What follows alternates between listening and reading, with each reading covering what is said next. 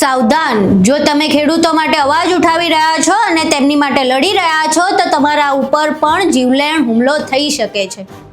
આવું અમે શા માટે કહી રહ્યા છે ને શા માટે તમને ચેતવી રહ્યા છે તો સાણંદમાં ડરણ ગામમાં જે વ્યક્તિ દ્વારા આખું આંદોલન ચલાવવામાં આવતું હતું, જેણે ખેડૂતોના અધિકારો માટે 10-11 દિવસ સુધી આંદોલન કર્યું અને ત્યારબાદ ધારાસભ્યએ ઘૂંટણીએ પડીને એ ખાડો બુરવો પડ્યો। ત્યારબાદ શું થયું? જ્યારે આંદોલન સત્તાવાર રીતે સમાપ્તિની જાહેરાત કરવામાં આવી ત્યારબાદ તેમના ઉપર કરવામાં આવ્યો જીવલેણ હુમલો।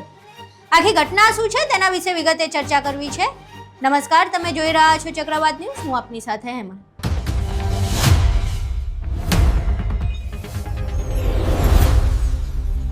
સાણંદના ડરણ ગામમાં ખેડૂતોની મંજૂરી વગર તેમના ખેતરમાં પાઇપલાઇન નાખવામાં આવતી હતી અને આ પાઇપલાઇનની અંદર છોડવામાં આવવાનું હતું કેમિકલ વાળું પાણી। આ ઘટના સામે આવતાની સાથે પિન્ટુ કોળી અને શૈલેષ મેરની આગેવાનીમાં 10-11 દિવસ સુધી આંદોલન ચાલ્યું। આંદોલન ચાલ્યા બાદ છેલ્લે ત્યાંના સાણંદના ધારાસભ્ય કનુભાઈએ ઘૂંટણીએ પડવું પડ્યું અને બાદમાં તેમણે એવી જાહેરાત કરી કે હવે હું આ જે ખાડો છે એ બુરાવડાવી દઉં છું અને આ જે પાઇપલાઇનનું કામ છે એ આગળ નહીં વધે। જોકે ત્યારબાદ પણ બીજા દિવસે આંદોલન શરૂ રહ્યું અને એવી માંગ કરવામાં આવી કે આ જે વાત તમે કરીને ગયા છો એ લેખિતમાં આપો, ત્યારબાદ આંદોલન ખતમ થશે। બાદમાં કનુભાઈએ એવું કહ્યું કે 3 દિવસની અંદર લેખિતમાં પણ તમને મળી જશે। જો કે બાદમાં જે શૈલેષ પરમાર અને પિન્ટુ કોળી જે આંદોલનની આગેવાની કરી રહ્યા હતા તેમણે 3 દિવસની બદલે 5 દિવસનો સમય આપ્યો અને કહ્યું કાંઈ વાંધો નહીં, તમે લેખિતમાં આપવા તૈયાર છો એટલે અમે આજથી આ આંદોલન ખતમ કરીએ છીએ। આંદોલન ખતમ કરીને બંને જે આગેવાનો છે એ પોતપોતાના ઘરે જઈ રહ્યા હતા ત્યારે અચાનક શૈલેષ મેર ઉપર હુમલો કરવામાં આવે છે। હુમલો શા માટે કરવામાં આવે છે, કોના દ્વારા કરવામાં આવે છે તે તમામ વિશે વિગતે ચર્ચા કરીશું, પરંતુ હાલ આ હુમલાના સીસીટીવી વિડીયો સામે આવ્યા છે। પહેલા એ વિડીયો જોઈએ।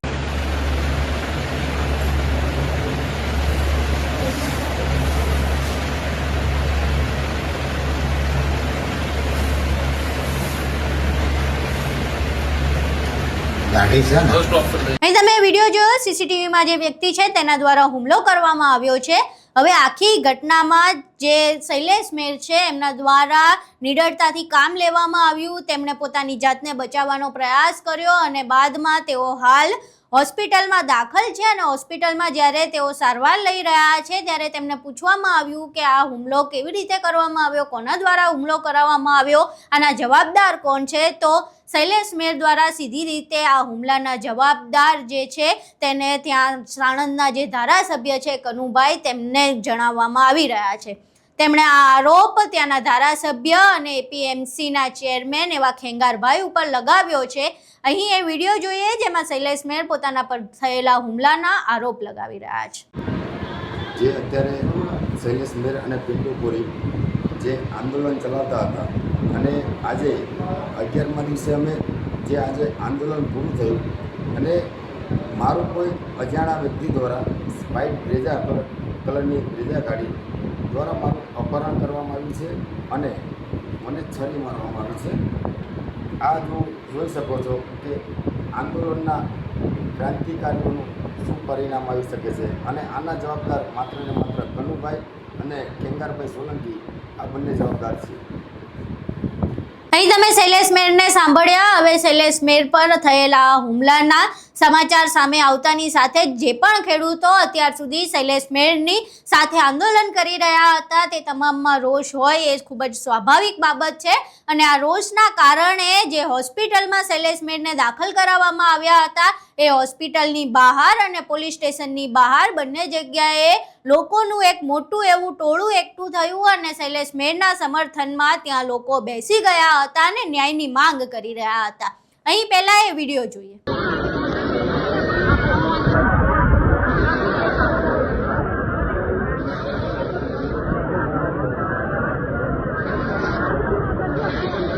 जय कोळी समाज, जय माता केरला नीलकंठ હોસ્પિટલ શૈલેષભાઈને શરીરના ઘા વાગ્યા છે, એના માટે બધી મહિલાઓ ડરણથી આજુબાજુના ગામથી ઉપસ્થિત છે।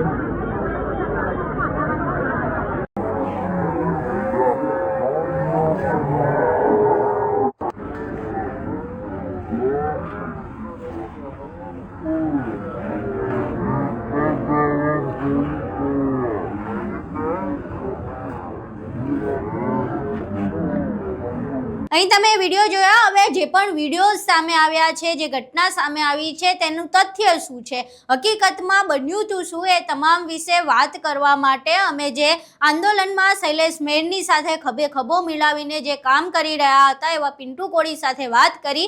અને પિન્ટુ કોળીએ અમારી સાથે આખી ઘટના વિશે વાત કરી અને જણાવ્યું કે કેવી રીતે હુમલો થયો હતો, કોના દ્વારા હુમલો કરવામાં આવ્યો હતો. આ સિવાય તેમણે એવું પણ કહ્યું કે આની પાછળ જવાબદાર કોણ છે, તેમજ આ હુમલો પહેલા એમના ઉપર પણ થવાનો હતો. અહીં સાંભળીએ પિન્ટુ કોળી આ સમગ્ર ઘટના વિશે શું કહી રહ્યા છે. પિન્ટુભાઈ, ચક્રવાત ન્યૂઝમાંથી હેમલ વાત કરું છું. એક સમાચાર સામે આવ્યા છે શૈલેષ મેર પર હુમલો થયાના. આખી ઘટના શું છે? હવે એની અંદર મેડમ એવી વાત હતી કે અમે 11 દિવસથી સાણંદ તાલુકાના દરણ ગામે આંદોલન કરી રહ્યા હતા. હવે એ આંદોલન અમે કાલે પૂર્ણ જાહેર કર્યું હતું કે ભાઈ આપણે 3 દિવસનો ધારાસભ્યએ વડાળ આપ્યો હતો કે 3 દિવસની અંદર તમને લખાણ આપી દઈશું. એટલે અમે કાલે આંદોલન પૂર્ણ કર્યું કે અમને ભાઈ 5 દિવસમાં લખાણ આવી જાય એમ કરી. એટલે અમે અમારું આંદોલન પૂરું કરી હું મારા ઘરે વિરંગામ જતો હતો અને શૈલેષભાઈ પોતાના ઘરે કેરાલા જતા હતા. એટલે વચ્ચે એમને વાઈફનો ફોન આવ્યો કે ભેંસનો ખોળનો કોથળો પતી ગયો તો તમે કોથળો લેતા આવજો. એટલે શૈલેષભાઈ સાથે એક માણસ બીજો હતો જેને અમે સરપંચ તરીકે ઓળખી. તો એ સરપંચને 20 રૂપિયા ભાડું આલી અને શૈલેષભાઈએ રિક્ષામાં મોકલ્યો અને શૈલેષભાઈએ ખોળનો કોથળો બાઇકમાં મૂક્યો. પછી ત્યારબાદ શૈલેષભાઈને કોકનો અજાણ્યા વ્યક્તિનો ફોન આવ્યો જે અગાઉ પણ 2 દિવસથી કોલ કરતો હતો અને એને એવું કીધું શૈલેષભાઈને કે તમે ખૂબ જ સરસ સમાજ માટે કામ કરો છો, ખૂબ જ સરસ ખેડૂતો માટે કામ કરો છો, તો અમારે તમારી મુલાકાત કરવી છે. તો શૈલેષભાઈ કે તમે કેરેલા ચોકડી આવી જાઓ, હું કેરેલા ચોકડી જ છું. એટલે તરત જ તે શૈલેષભાઈને બે ભેગા થયા. પછી શૈલેષભાઈને એવું કીધું કે તમે ગાડીમાં બે આવી જાઓ, પણ શૈલેષભાઈ કે ના મારે ગાડી નહીં બે આવું, હું બાઇક લઈને આવું ફોલનો કોથળો. એટલે પછી જે વ્યક્તિઓ હતા એમને ગાડીમાં ફોલનો કોથળો નાખ્યો અને પછી એ વ્યક્તિઓ ગાડી લઈ અને શૈલેષભાઈના ઘરે કોથળો ઉતરાવા ગયા. એટલે સ્વાભાવિક રીતે આપણા ઘરે કોઈ પણ મહેમાન આવ્યા હોય એટલે આપણે ચા પાણી કરાવવા પડે. એટલે ચા પાણી કરાવવા માટે શૈલેષભાઈ પાછા ફરીને હોટેલ આવ્યા. એટલે હોટેલ આવ્યા ને ચા પાણી કરાવવા માટે એટલે તરત જ તે એ વ્યક્તિએ શૈલેષભાઈને કીધું, શૈલેષભાઈને તરત એવું કીધું, આ કઈ વાંધો નહીં, શૈલેષભાઈને એવું કીધું કે આપણા આઈકણ કોઈ હોટલ નહીં એટલે હોટલ જઈ અને હોટલ ચા પાણી કરી લેવી. પછી એ રહ્યા ને એ ગાડીમાં બિહારી અને લઈ ગયા અને થોડીક આગળ જઈ અને કાચ બાચ બધું બંધ કરી નાખ્યું, ગાડી લોક કરી નાખી. ત્યારબાદ શૈલેષભાઈએ ગાડીનું ટેરિંગ પકડ્યું અને ત્યારબાદ થોડીક ઝપાઝપી થઈ. એટલે શૈલેષભાઈએ ગાડીને પાટું માર્યું, દરવાજો થોડો ખુલી ગયો. એટલે અને એક હાથે ટેરિંગ પકડી રહ્યા હતા. એ ટેરિંગ હતું ને મેડમ, એ હાથે અપરાધીઓએ સરી મારી. એટલે શૈલેષભાઈએ બીજા હાથે પકડીને પાટું માર્યું હતું. એટલે બાયણું થોડું ખુલી ગયું હતું. એટલે શૈલેષભાઈ અડધા બહાર નીકળી ગયા અને એની પાછળ હતું રિક્ષાવાળો હતો. એટલે રિક્ષાવાળાને શૈલેષભાઈ એવું કીધું બચાવ બચાવ બચાવ. એટલે રિક્ષાવાળાએ રિક્ષા આગળ કરીને એટલે શૈલેષભાઈએ રિક્ષાનું કેરિયર પકડી પાડ્યું અને પછી સ્વાભાવિક રીતે ગાડીને આગળ જવું હોય એટલે ફૂલ ટર્ન લેવો પડે. એટલે ટર્ન કાપી અને અપરાધીઓ શૈલેષભાઈને મૂકી અને આ ફરાર થઈ ગયા. બરોબર. આ રહી સમગ્ર ઘટના મેડમ. હવે શૈલેષ મેર દ્વારા આના જવાબદાર ત્યાંના ધારાસભ્ય કનુભાઈ અને ખેંગારભાઈને કહેવામાં આવી રહ્યા છે કે આખી ઘટના પાછળ એ બે જવાબદાર છે. તો શું છે, એને કનુભાઈ દ્વારા આ હુમલો કરાવવામાં આવ્યો હોઈ શકે? આમાં મેડમ એના વિશે તો હું બહુ ચર્ચા નહીં કરું, પણ એ બધું તપાસના આધારે તપાસમાં જે ખુલાયું. બરોબર. હવે જે પ્રમાણે તમે શૈલેષભાઈ અને તમે બંને એક સાથે જ આંદોલન કરી રહ્યા હતા, બંને આખા દરણ ગામના આંદોલનનો મુખ્ય ચહેરો હતો, તો જે પ્રમાણે શૈલેષભાઈ ઉપર હુમલો કરવામાં આવ્યો છે, તમને એવો ડર છે કે તમારા ઉપર પણ હુમલો થશે? આમાં એમની અંદર મેડમ હકીકતમાં એવી વાત છે જયારે શૈલેષભાઈને એમને ગાડીમાં બેહાર્યા ને ત્યારે શૈલેષભાઈને પહેલા એવું કહેવામાં આવ્યું હતું કે અમે પહેલા પિન્ટુ કોળીને ફોન કર્યો, પણ પિન્ટુ કોળી અમારો ફોન ના ઉપાડ્યો અને તમારી સાથે અમારે વાત થઈ એટલે અમે તમને મળવા આવ્યા. નથી ખરેખર તો આમાં વાત પહેલા મારી જ હતી કે પિન્ટુ કોળી ઉપર હુમલો કરવામાં આવે એટલે બીક તો અમને જ કે મેડમ. કે અમારી પર હુમલો કરવામાં આવે. જો કદાચ મેં ફોન ઉપાડ્યો હોત તો આજે શૈલેષ મેરની જગ્યાએ પિન્ટુ કોળી સાણંદ હોસ્પિટલમાં પડ્યો હોત. બરોબર. કેમ આ હુમલો કરવા પાછળનું શું કારણ શું લાગી રહ્યું છે કે તમે જે પ્રકારેનું આ આંદોલન કર્યું ને સરકારે ઘૂંટણીએ પડવું પડ્યું એના કારણે આ હુમલો થયો હશે? મેડમ, અત્યારે સમગ્ર ગુજરાતની અંદર ખેડૂત આંદોલનો ચાલી રહ્યા છે, જેની અંદર સાણંદ તાલુકાના દરણ ગામે પ્રથમ વખત ખેડૂતોને જીત મળી છે. એટલે ભારતીય જનતા પાર્ટીના લુખ્ખાઓ, ગુંડાઓના ભૂંડ ભક્તોને આની માટે પેટમાં તીર વેળાય છે ને એના કારણે આ હુમલો થયો હોય ને એવું અમને મેડમ લાગે છે. આ લુખ્ખાઓએ જ હુમલો કર્યો હોય એટલે એવું અમને પૂરેપૂરી જાણકારી મળી રહી છે. 14/12/31.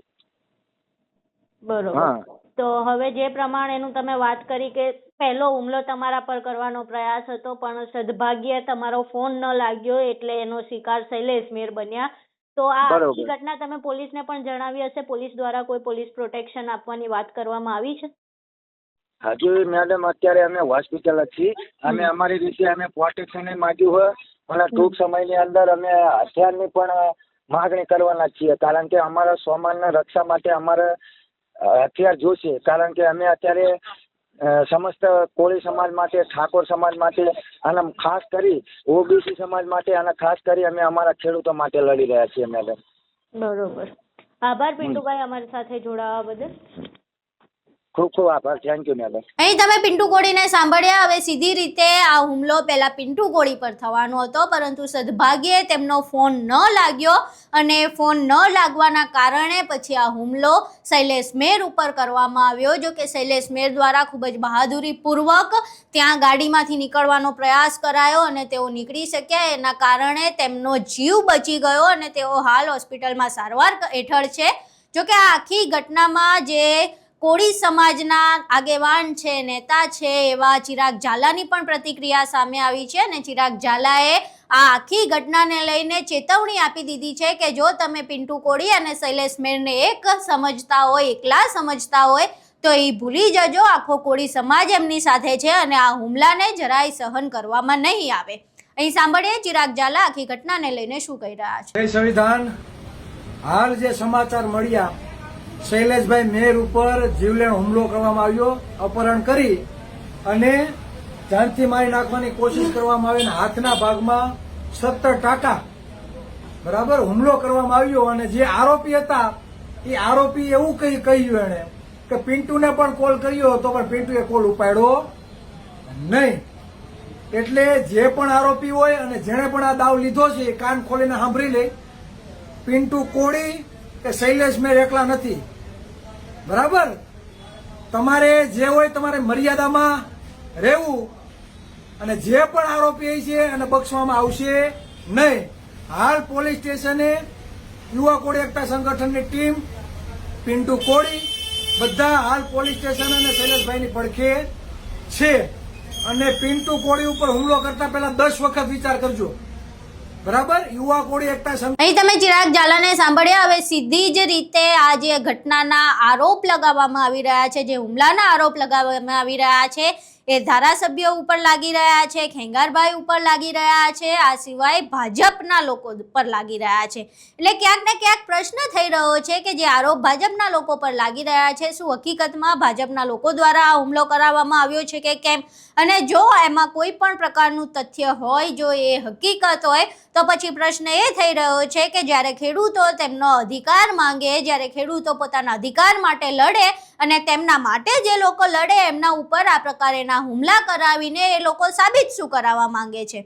જે પ્રમાણે રાજ્યભરમાં ખેડૂતોને લઈને આંદોલન ચાલી રહ્યા છે, શું આ એમને આપવામાં આવેલો મેસેજ છે કે તમારી સાથે પણ આ જ વસ્તુ થશે? બહુ બધા સવાલો ઊભા થઈ રહ્યા છે. શૈલેષ મેર અત્યારે હોસ્પિટલમાં દાખલ છે.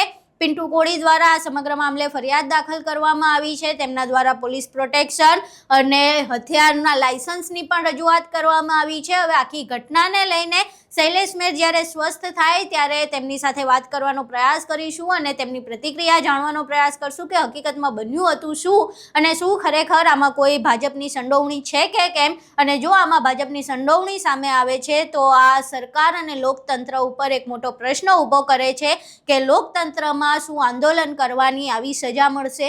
જે લોકો આંદોલન કરે છે, લોકતંત્રને જીવતું રાખે છે, શું તેમના ઉપર આ પ્રકારના જીવલેણ હુમલા કરવામાં આવશે? અને જો ભાજપ દ્વારા હુમલો કરવામાં નથી આવ્યો કે ભાજપના કોઈ પણ નેતાઓની આમાં સંડોવણી નથી, તેમ છતાંય સરકારે આમાં સક્રિય રીતે ભાગ લઈને આ મામલે તપાસ કરવી જોઈએ કે જે પ્રકારે લોકતંત્રમાં સ્વતંત્ર જે આંદોલન થઈ રહ્યા છે તેને ખરાબ કરવા પાછળ કોણ છે અને કોણ આ પ્રકારે આંદોલનકારીઓ ઉપર હુમલા કરાવે છે.